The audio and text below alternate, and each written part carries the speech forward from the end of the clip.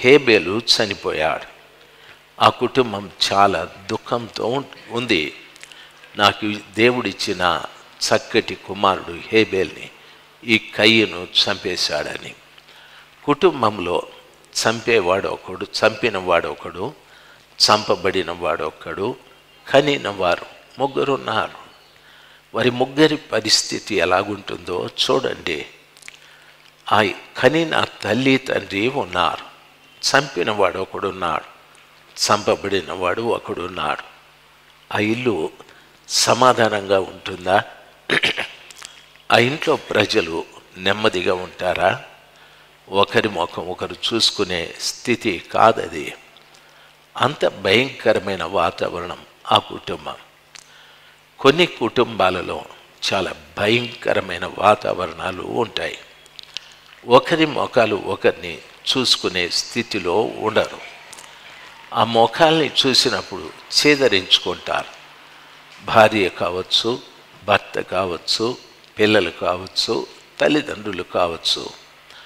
మన కుటుంబంలో మనము ఒకరితో ఒకరు సంతోషంగా కలిసిమెలిసి ఉన్నామా?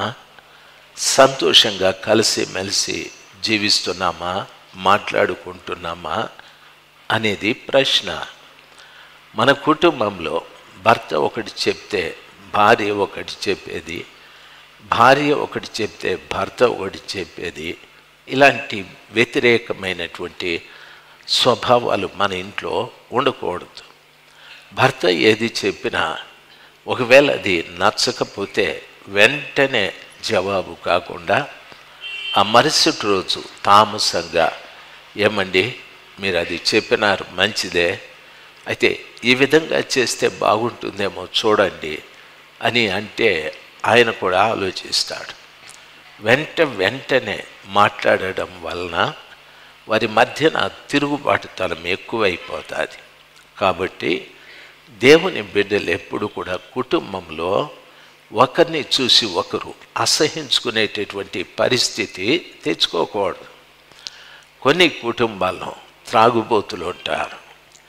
వారికి అసలు తల్లి లేదు, తండ్రి లేదు, పిల్లలు లేరు, భార్య లేదు.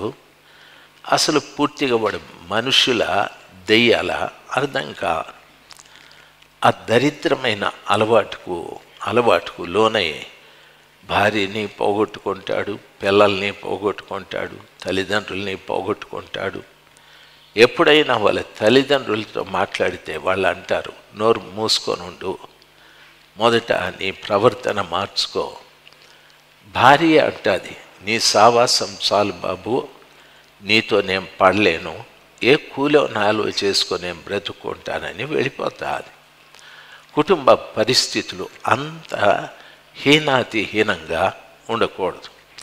నా మాటలు మీకు అర్థమవుతుంటే ఒకసారి హల్లెలూయా చెప్దాం. దయచేసి గమనించాల్సింది, ముఖ్యంగా పట్టణాలలో ఈ పరిస్థితులు చూస్తూ ఉంటాం, యవనస్తుల్లో. అదే సమయంలో గ్రామాలలో కూడా ఈ పరిస్థితుల్ని చూస్తూ ఉంటాం. గ్రామాలు కూడా చాలా విచారకరమైన పరిస్థితులు. కష్టపడి సంపాదించేది కొంత, వారు దుబారా చేసేది అంత. దయచేసి గమనించాలి.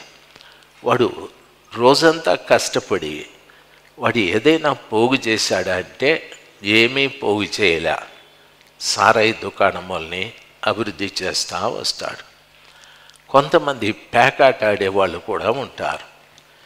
ఈ మధ్యన ఒక తల్లి ఫోన్ చేసి ఏడుస్తూ చెప్తుంది, మా కొడుకు కోసం ప్రార్థన చేయండి అని. ఆమె ఎంత వెక్కి ఏడుస్తుందంటే గుక్క తిప్పుకోకుండా ఏడుస్తూ మా కొడుకు కోసం ప్రార్థన చేయండి అని. ఆమె ఎవరో నాకు తెలీదు, ఆమె కొడుకు ఎవరో నాకు తెలియదు.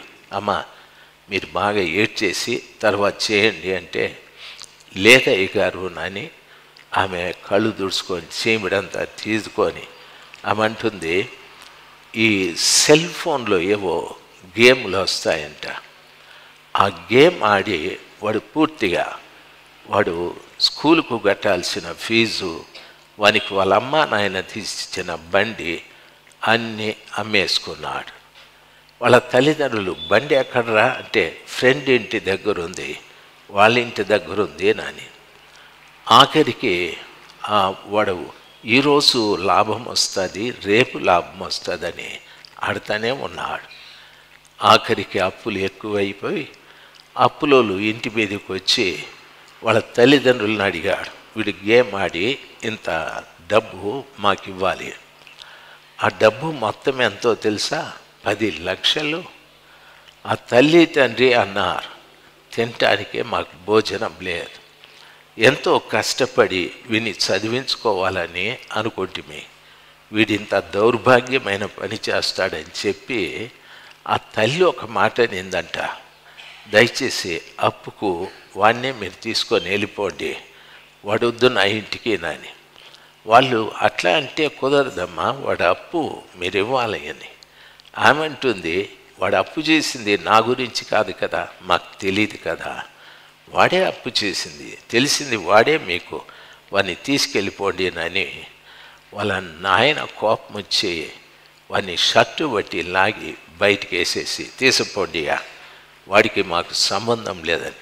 ఆ తల్లి స్టోరీ అంతా చెప్పేది. ఒక తల్లి ఒక బిడ్డని కంటే ఆ బిడ్డ ఎంతో ప్రయోజకురాలు కావాలని తల్లిదండ్రులు ఆశిస్తారు. వాని కోసం ఎంతో కష్టపడతారు.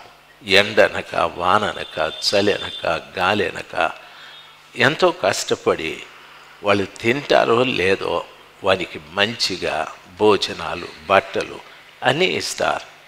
కానీ ఆ పిల్లలు పెరుగుతూ పరిస్థితులు ఎట్లా అంటే, చదువుకని మనం పంపినప్పుడు తల్లిదండ్రుల దగ్గర కొద్ది సమయం ఉంటారు.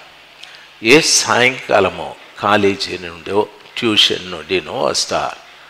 తల్లి దగ్గర కొద్దిసేపే అమ్మ ఆకలి అవుతుంది అన్నం పెట్టు అంటారు. అన్నం తింటానే ఏ హోంవర్కో ఆ వర్కో చేసుకొని పడుకునేస్తారు. వాళ్ళ నాయన ఇంకా వచ్చి ఉండడు. మళ్ళా పొద్దున నిద్రలేసి 7కో 7:30కో స్కూల్ బస్కో కాలేజీ బస్కో పరిగెత్తుకుంటూ వెళ్ళిపోతారు. అమ్మతో సరైన సంబంధం ఉండదు, నాయనతో సరైన సంబంధం ఉండదు. పొద్దస్తమానము ఆ కాలేజీ పిల్లలతోనే వాళ్ళు గడపవలసి వస్తుంది. ఆ రీతిగా వారు చేస్తున్న స్నేహాలు ఎవరితో అని తల్లిదండ్రులు జాగ్రత్తగా గమనించాలి. నా బిడ్డ మంచిది, నా బిడ్డ మంచివాడు అంటాం, తప్పేమీ లేదు. మీ బిడ్డలంత మంచివాళ్ళు ఎవరు లేరు. అయితే ఆయనతో అమ్మాయితో స్నేహం చేసేవాళ్ళు ఎటువంటి వాళ్ళు మనకు తెలియదు. కాబట్టి ప్రతిరోజు కూడా మన పిల్లల్ని హెచ్చరించడం, గద్దించడం, బుద్ధి చెప్పడం.